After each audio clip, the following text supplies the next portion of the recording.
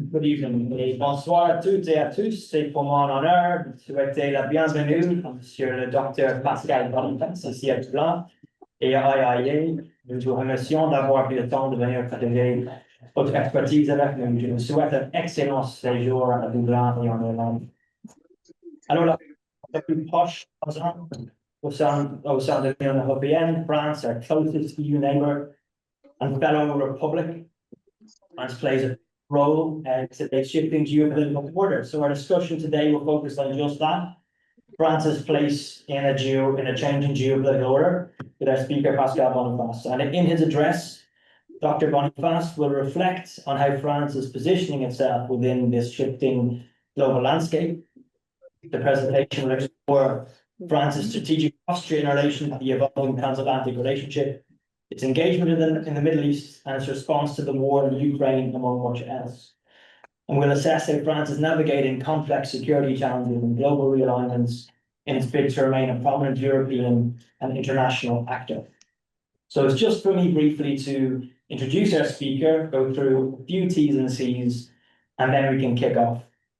So Dr. Pascal Boniface, who is a stranger to a very few of you, I think, is the founding director of IIEA, the French Institute for International and Strategic Affairs. He is Editor-in-Chief of La Revue internationale stratégique and l'année stratégique, and the author of more than 80 books on international relations, global power dynamics, French foreign policy, and sports geopolitics. It's a remarkable output. A regular contributor to international media, he also teaches at Sciences Po Paris and Université Paris 8, and is one of the most followed geopolitical experts on social media. Pascal hosts the weekly podcast Comprendre le Monde and produces explainer videos on international affairs by his YouTube channel, both of which I can convey to the room is a great way to spend your time. Dr. Boniface has advised the French Ministries of Defense and Foreign and received numerous honors, including the National Order of Merit and the Légion d'honneur. So, as ever, who attend our events and meetings, this discussion is on the record. We're meeting in a slightly experimental format, which I'm delighted about, in that we have a crowd joining us online and in person. But when it gets to the questions and answers, those of you who are on the chance to ask a question, you'll be invited to do so in person by unmuting and speaking to us rather than being moderated by a moderator. I'd just like to acknowledge all of you who've taken the time to join us, but specifically colleagues from the Norwegian Embassy, the British Embassy, and indeed the French Embassy, and all of you who've taken the time to be here today. Pascal, again, a sincere welcome. We have up to 20 minutes. Okay, thank you for your invitation. Very glad to be there. On strategic issue, we have three main lines of division. We had, in fact, because we are down to a strategic evolution. So three lines were a division between Russia and Western world, a division between global South and the Western world, and the division between China and USA. But I think that I'm not agree with commentators who say that every day or every year you have a strategic evolution, but I think that really with Trump we are down to a strategic evolution. On the same level than when Gorbachev came to power, he has changed the world in 6 years, and on the same level when Deng Xiaoping took the reins in China, because in 20 years they had changed China and therefore they had changed the world. And usually the US president, when they came to power, think about how to manage the international system. Trump wants to destroy it. So there is no longer unity between USA and Europe. And he wants to make an agreement with Russia, passing through over Europe and over Ukraine. And so the division between the Russia and the Western world since 2014, 2022, it's no longer in effect because Trump has decided to make an alliance with Putin and to cancel the strong relationship with European allies. And so he didn't believe in international law. He is not interested in international institutions. He is not interested in United Nations, not even with the Universal Declaration of Human Rights and any international agreement. And he's not interested in alliance. And so I think that the Article 5 of NATO alliance, which is a core of NATO, is no longer leaving. Because for Trump, alliances are a burden. He doesn't want to take into account no more, and he wants Europeans are going to alone. In fact, I think that for NATO, Ukrainian war was both the acme and the end of NATO. And in the first time, remember in 2019, Macron declared that NATO is well dead. He has made this declaration regarding the Turkey behavior, but mostly Trump behavior. And at the end of first Trump mandate, even Angela Merkel has a second thought about NATO, about the links with USA, which is quite rare for Christian Democrat. And but immediately after, Biden was elected, and many people think that we are going back to normal. In fact, it was not totally true. I don't know, for French with Hocus Picroia, but at least Biden want to make a new link and want to create a link between the so-called coalition of democracies against the axis of authoritarian rules, which is led with Moscow, Beijing, could add Tehran, North Korea, and so on. Even before the declaration of war against Ukraine, Biden was pleading for an alliance of the Western, not only Western, or other democracy, including some countries which are not really democracies, but the ally of US against the Moscow-Beijing axis. When the war happened between Russia and Ukraine, where every European countries begged to have a stronger US protection, because USA appeared to be the only one to be able to protect European allies against Moscow. And we had even two neutral countries, Finland and Sweden, who thought that it was not necessary to join NATO when Stalin was in power, and who thought that it's an urgency to join NATO regarding Putin behavior and behind the war.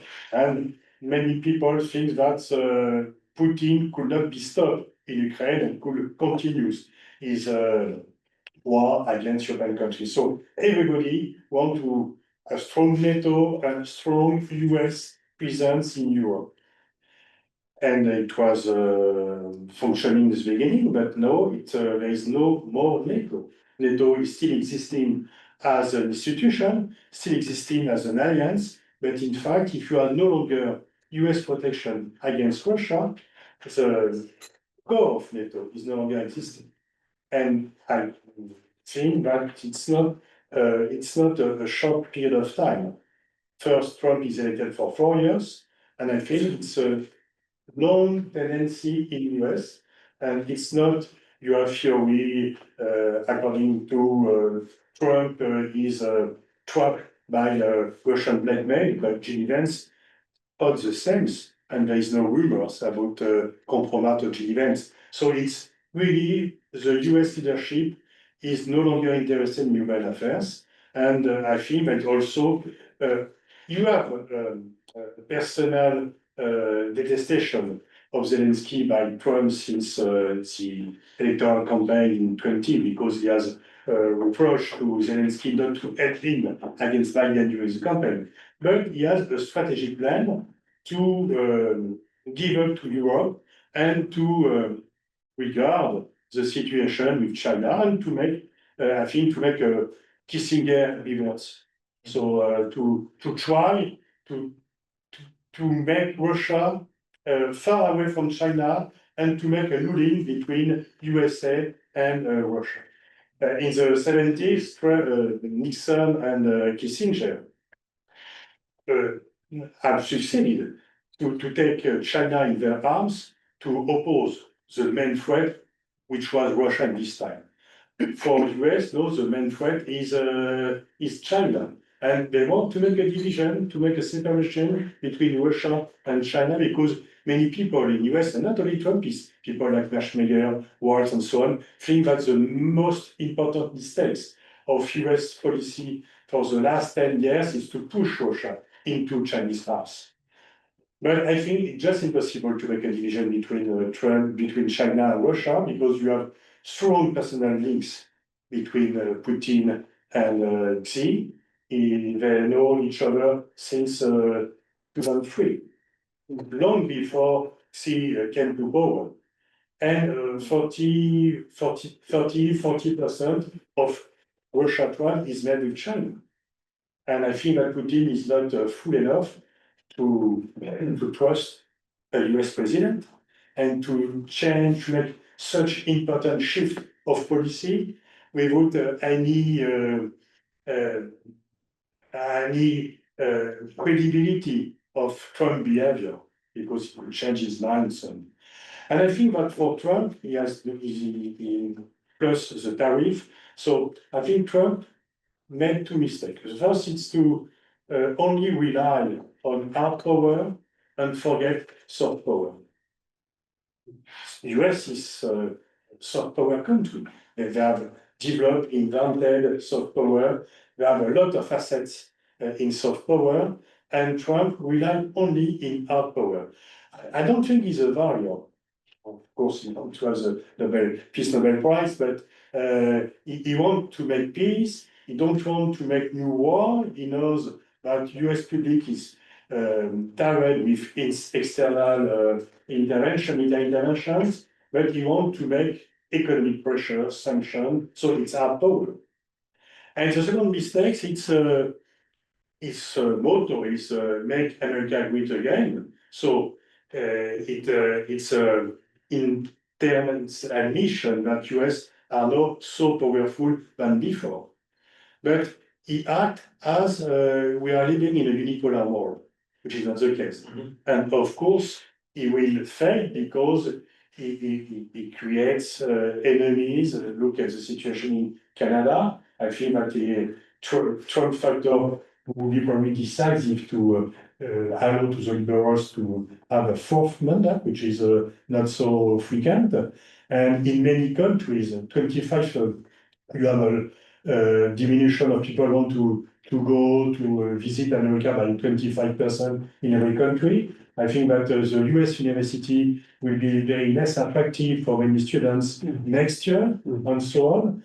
And instead of trying to make an alliance with European countries in front of China, he insults EU, which is has been created to entube the USA, and he has stated, even in the source note, that EU is an enemy of USA. So it's not a good way to make a coalition. And in fact, Biden was more clever, Sleepy Joe was more clever, because in fact, Biden was playing Go, and he has organized a containment of China with the Quad, with Australia, Japan, India, and now you have new direct line from between India and China, because the Indians are very frightened by tariffs, by US tariffs, and so they have close links, of more important links between China and India.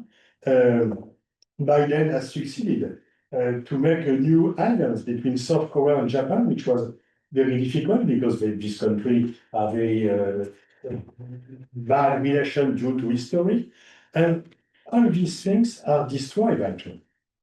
So he's alone regarding confronted China, and I think that China, it's just impossible for China to give up in front of Trump. First, for public opinion, because even if China is not a democracy, you have a public opinion in China, above all on national issue, on patriotism, on nationalism.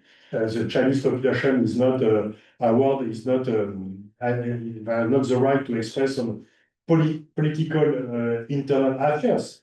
But if nationalists are at stake, they have free hands to express themselves, and in front of the rest of the world, China will not afford to obey to US. So regarding Ukrainian war, I think there is two different things. So it's my personal view, it's not the official French policy. I think that when we confront the situation, the Zelensky goals are just illusion, are just unrealistic. Because when you are a country of 30 million of inhabitants, confronted to a country of 145 million of inhabitants, it's just impossible to reconquer Crimea and Donbass. So the request of Zelensky to stop the war once Ukraine has taken back Crimea and Donbass, if they could continue the war for 10 years, it will never happen.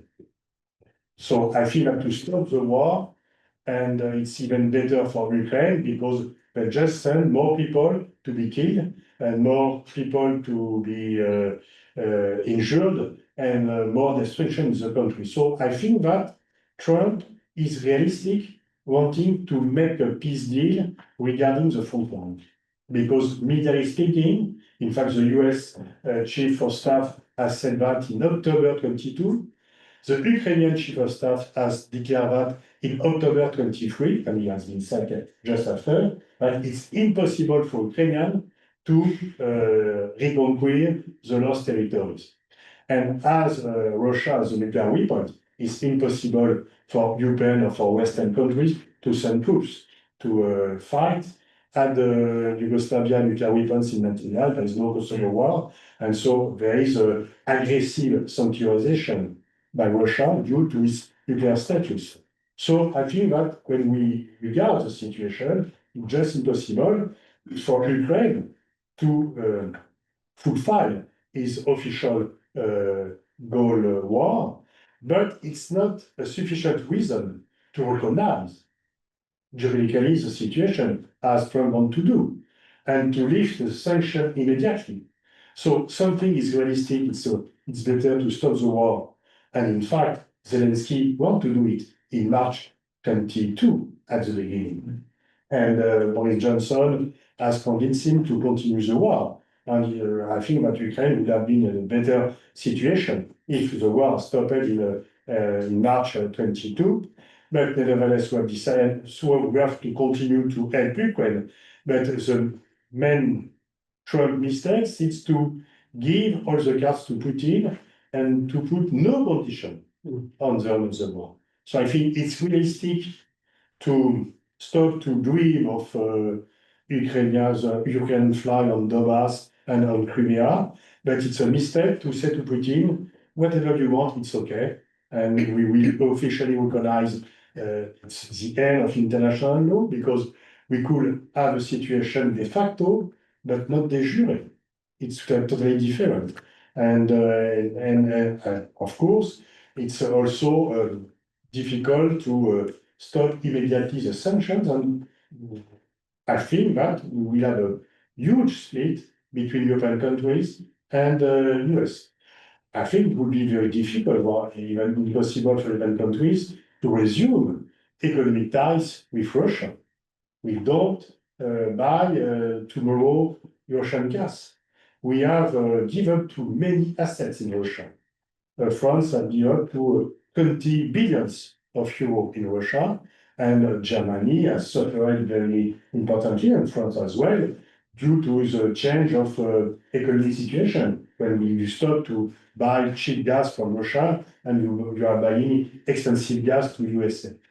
But there is a distrust on multilateralism, distrust on multinational, distrust of international law, and distrust of alliance. So the world we are living since 1845 is no longer the same.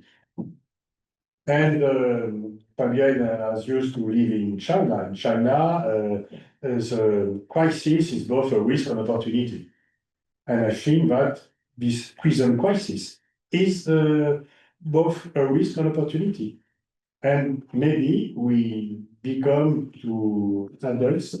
We were perhaps in some of strategic somnambulism, and taking into account US umbrella, and we have given the keys of our security to US. It was no more than the end of the World War II, because nobody has the power to be protected against Russia. It was even perhaps less normal in the 80s after the implosion of the Soviet Union, but it was normal after the Russian aggression of Ukraine. But this aggression has in the first times developed NATO, and just after, 3 years after, killed NATO. The NATO we believe in, the NATO we are used to live with. And of course, I know that for many people in Europe, France is supposed to be anti-American and that every morning the French workers say, oh, to make to noise, the USA, no. I said, we have a plan of strategic autonomy since De Gaulle, in fact. Maybe it was a little unrealistic when De Gaulle was in power, but of course, due to the fact that it was nuclear weapons, it's easier for us to speak to an equal footing with Russia and to be independent from USA. There is no longer who will trust USA as a protector now. Nobody in Europe. And I think, look at Taiwan, look at Japan, look at Saudi Arabia, nobody could trust USA for the next 4 years. And even after, because if GD Vance follow Trump, and in any case, we could not afford to be dependent of the vote of 300,000 of voters in three states in USA.